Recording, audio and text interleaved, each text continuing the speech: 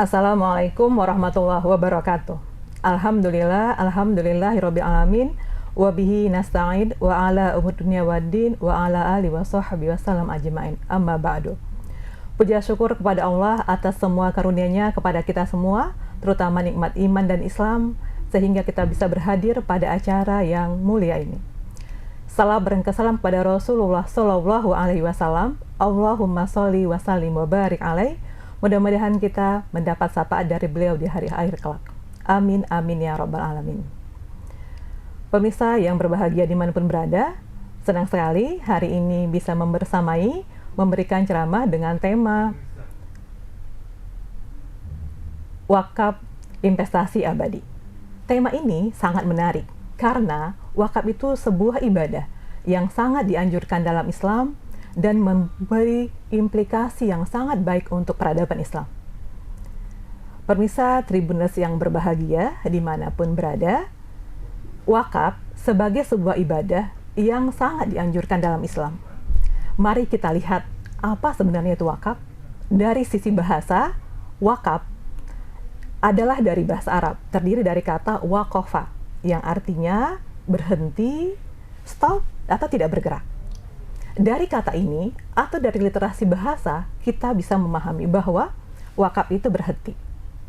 Kemudian, dari sisi istilah, wakaf adalah sebuah ibadah yang dilakukan oleh hamba untuk memberi kebermanfaatan bagi masyarakat luas. Mari kita lihat bagaimana konsep Al-Quran memberikan penjelasan yang lebih luas tentang ibadah wakaf ini. Tribuners yang berbahagia, semua ibadah yang ditujukan kepada Allah merupakan sebuah kebaikan. Dan kebaikan ini, pahalanya akan Allah berikan berlipat ganda. Sebagaimana dijelaskan dalam Al-Quran Surah Al-Baqarah, ayat 162, yang artinya, jika seorang hamba melakukan sebuah kebaikan, maka kebaikan itu seperti sebuah biji, dan satu biji memberikan 7 butir bulir, dan setiap bulir memberikan 100 bulir kembali. Dan hanya Allah yang maha mengetahui apa yang diberikan terhadap beliau. Ma'asyiral muslimin, Tribuners rahimakumullah. Ayat ini menekankan bahwa kebaikan yang dilakukan oleh seorang muslim, maka di sisi Allah akan berlipat ganda. Dan lipatannya hanya Allah yang mengetahui. Jika kita berkaca dengan makna investasi yang dilakukan dengan konsep wakaf ini, maka ini memberikan bagi kita petunjuk bahwa wakaf ini akan terus mengalir. Kemudian mari kita lihat bagaimana pendekatan hadis berkaitan dengan wakaf ini. Dalam hadis yang diriwayatkan oleh Imam Muslim, qala Rasulullah sallallahu alaihi wasallam, "Idza mata ibnu Adam, in qata amalu illa min salasin, shadaqatun jariyah au ilmu yantafa'u bihi awaludun sholiyat ulahu." Yang artinya, jika anak Adam wafat, maka terputuslah semua amalannya kecuali 3 perkara.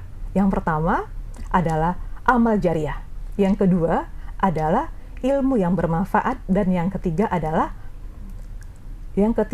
adalah anak soleh yang mendoakan. Jadi dalam hadis ini jelas 3 konsep yang memberikan amal yang terus-menerus bagi seorang muslim jika telah wafat. Tribuners yang berbahagia, dengan hadis dan ayat ini jelas kita memahami bahwa investasi yang dilakukan dengan wakaf merupakan sebuah investasi dari keabadian. Kita bersyukur Allah beri kesempatan hidup di masa modern ini dengan semua kemudahan yang diberikan. Tetapi juga kita harus yakin dan percaya. Dan sebagai seorang muslim, kita sering berdoa, Rabbana atina fid dunya hasanah wa fil akhirati hasanah wa qina adzabannar. Maknanya, ya Tuhanku, berikanlah aku kebaikan di dunia dan juga kebaikan di akhirat. Doa yang kita lantunkan setiap hari ini memberi sugesti kepada kita untuk rajin berusaha dan melakukan kebaikan di masa depan. Di antaranya dalam ilmu ekonomi kita mengenal dengan investasi. Jika kita ingin berbahagia di masa hadapan, maka kita melakukan berbagai investasi, apakah properti, atau saham syariah, atau properti, atau kegiatan-kegiatan yang menghasilkan keuntungan di masa hadapan. Tetapi seringkali kita terlena atau terlupa, belum melakukan investasi yang abadi. Investasi yang jaminannya Allah dan Rasulnya. Seperti dalam ayat tadi, juga dalam hadis tadi. Apa itu investasinya? Investasi wakaf. Jadi ibadah wakaf ini merupakan ibadah yang terus-menerus akan mendapat kebaikan meskipun sang wakif atau orang yang berwakaf telah tiada. Jadi jelas betapa pentingnya ibadah wakaf ini karena memberikan investasi akhirat untuk kaum muslimin.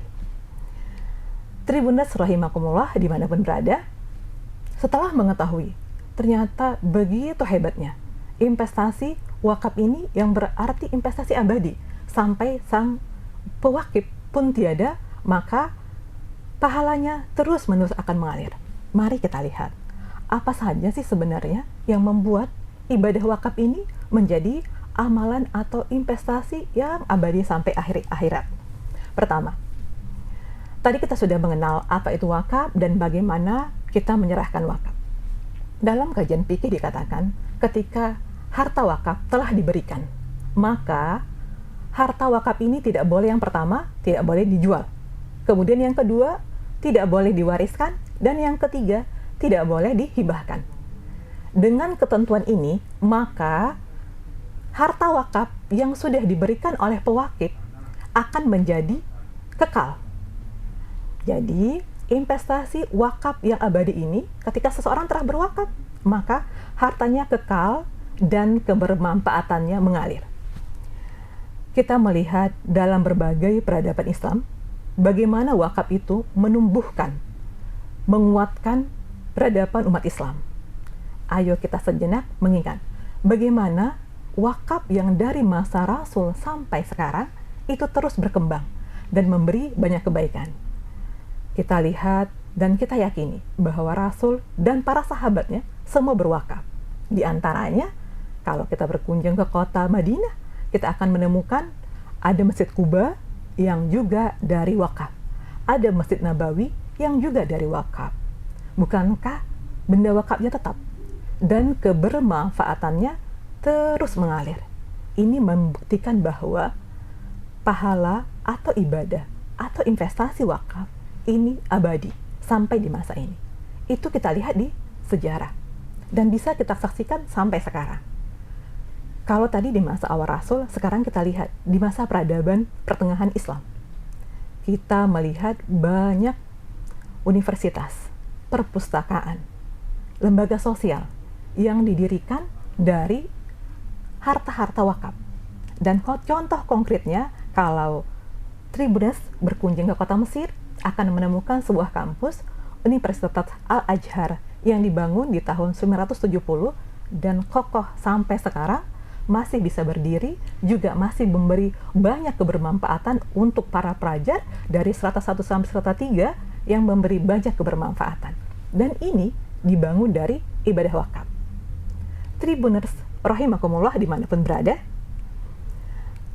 di Indonesia juga tidak kalah, bahwa ibadah wakaf ini sudah membudaya dan bisa kita saksikan berbagai pesantren, berbagai kajian keislaman, juga fasilitas-fasilitas sosial yang memberikan kebermanfaatan bagi umat secara umum. Jadi, ini merupakan kebaikan dari ibadah wakaf yang tadi. Asetnya tetap, tetapi kebermanfaatannya terus mengalir. Itu yang pertama. Kemudian yang kedua, kenapa kita perlu melakukan investasi akhirat kita dengan berwakaf? Yang kedua, seperti dalam hadis tadi, pahalanya tidak putus.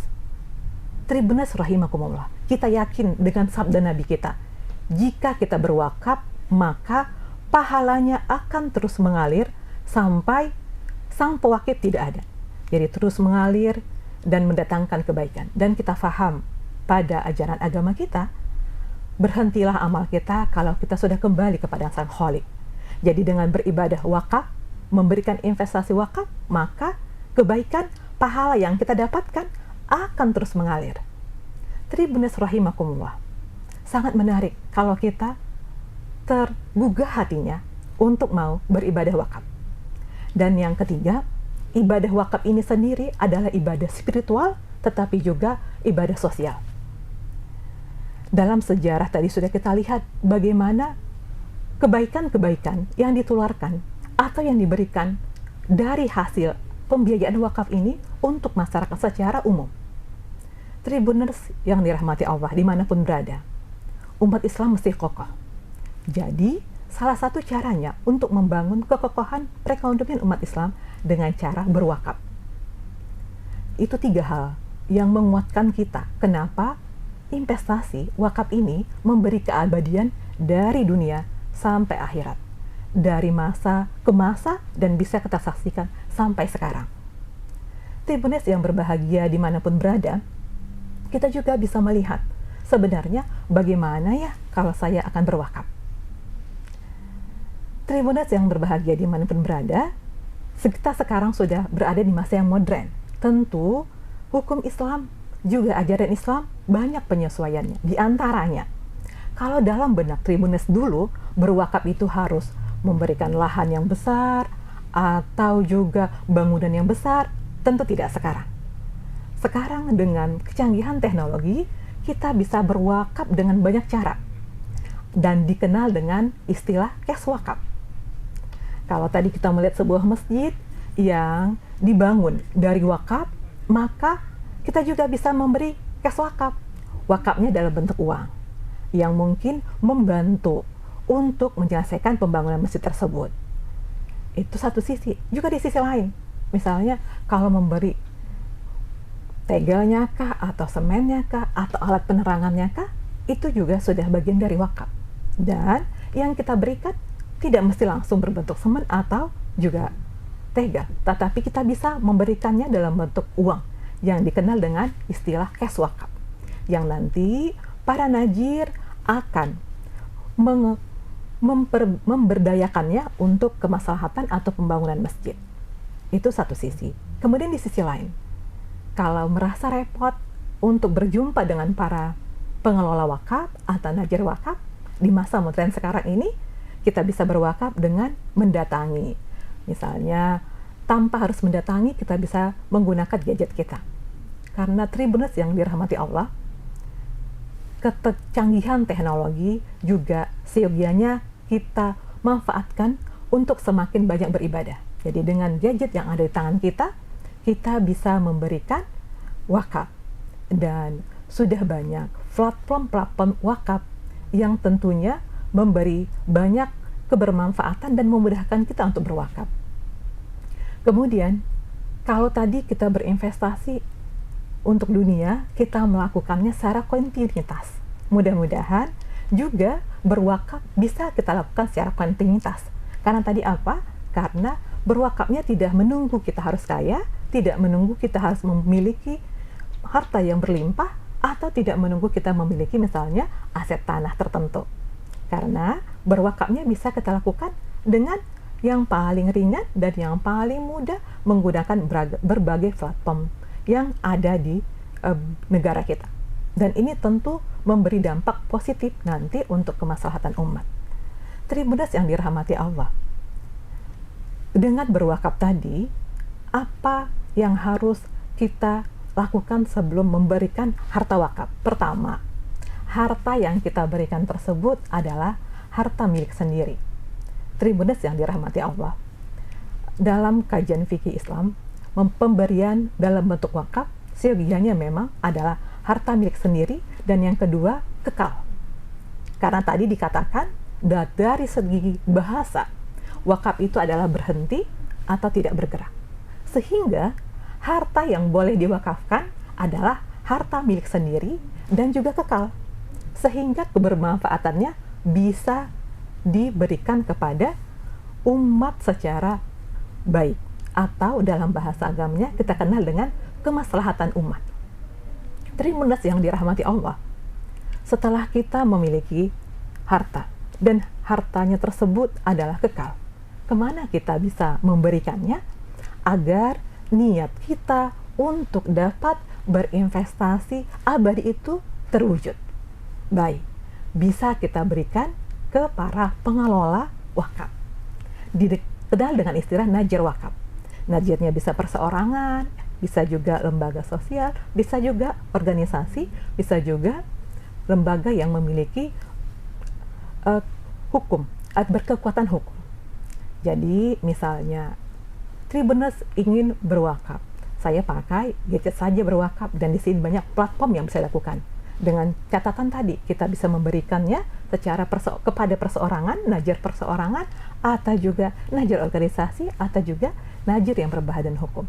Dengan harapan, para najir ini akan mengelola harta wakaf kita dengan baik, sehingga tadi tujuannya agar harta wakaf yang kita investasikan ini dapat terwujud sampai kita tiada.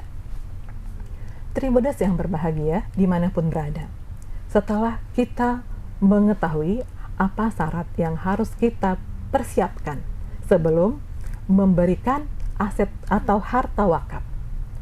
Yang jelas pertama tadi sudah harus milik sendiri, yang kedua adalah kekal. Dia bendanya bisa memberi kebermanfaatan, tidak sekali habis. Contohnya apa? Contohnya bisa saham syariah, uang, atau juga berbagai aset yang dimiliki. Kemudian, aset wakaf ini agar memberi kebermanfaatan kepada orang lain bisa dilakukan dengan berbagai bentuk. Secara umum, ketika kita berwakaf, maka dalam kajian fikih dikatakan dari sisi tujuannya ada dua bentuk wakaf. Pertama, wakaf ahli. Tribuners rahimakumullah, tentu sebagai muslim yang baik, kita ingin menjaga keluarga kita juga agar tetap sejahtera. Dalam kajian keislaman, wakaf ini yang tujuannya untuk kemaslahatan bisa kita berikan dengan tujuan untuk keluarga. Namanya wakaf ahli.